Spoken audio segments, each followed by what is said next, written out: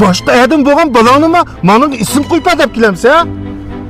Bek lozliq qilib ketma, eshib ketdi juma. Ajab kelmaydi-ku. Kilalar tamamda mashinasi. Aka doim mashtaq billi tomoq yil chiqiljuma. Rast.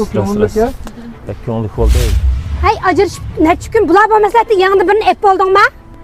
Endi seni saqlab tusulamda. Men sizga gapirmadim. Men shu ma'noga gapiryapman. Ya akam qanday qilyapsa? Biz ajrashib bo'ldik. Yeni kelib necha oy o'tib ketdi. Bu ochildiring bilan ining bilan bu yerga kelib nima qilyapti? Mashinamning sug'urtasi to'shib qolibdi-ku, shuni ep beramga deb kelgan. Sug'urtasi to'shib qolmaganda ajrashqanga pushmon qilgansa qig'ib topolmay mushun sabab qilib kelding degina. Ulam emas. Boshqa sababi bodek turdi. Ochildiring bilan birga kelib meni bakarak bir pushmon qildirib-atay. Zali deginimga keltirma. Ay burun qo'ylarimni chiqarsam, balkim yana o'tkizma deb xomxiyol qilding ha. Apa dada, amdosim urushmanglar ma'qulmi? Ukam, bular bilan tang olmay qaytdilik. Qaytdilik? Biz bekor ekanmidik bu yerga. O'zlari nimaga kelganlar? Sizni hali esil ko'rdim ukam.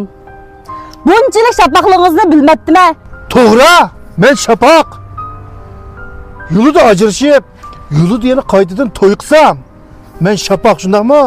Shapaq olmasang ajab ishlik tepibsan-ku. Sen saqlab tursan bo'lamdi. Ey, ma mijozing qoldiqniningga sinib ketibdi o'qdingmi? Demak, nima uchun ajrashqinimizni faqat uqmadinglar? Shuni haqqasinglar birga keldinglar. Ey, men sana dey. Sening mush mijozing bo'ldi ekan. Esingda bo'lsin. Ayol kishi yoki er kishi cho'ng'aroq bir chataq chiqarib qo'yganda, to'la qarab qolganda, onimdiki ajrashmaydi. Sen bilan biz bir 100 yil yashay olaymiz deb bibisimizga manda bir va'da bera olaymizmi? Qanchalik umrimiz bor diye. Kundi mushunda ochishib o'tamdi. Ajrashishni sen o'tirib qo'ygan. Maqsading meni shu yolvasin demoqchi eding-ku. Lekin sening mana mijozingda mush cho'qqandan topinimgacha har bir qo'ylaringni ko'rganda bedellarimni bir xil chiqib ketgandek his qilmay qolsa, men o'zim uchun yashab baqsam bo'la. Ajrashil dedim, ajrashdim. Oladigan oldim. Hey, hatto shu omroq mashinamni men ketdim. Endi lozilishib sug'urtasini deb keldingmi? Ertagin ertaksang boshqa adam bo'lgan balonimi mana ism qo'yib deb kelamsa? Bek lozilib qilib ketma, eshib ketdi juma. Hey, meningda shu jo'la zerikib ketdingmi? Shundoq. Shunchalik zerikib ketdim. Qara.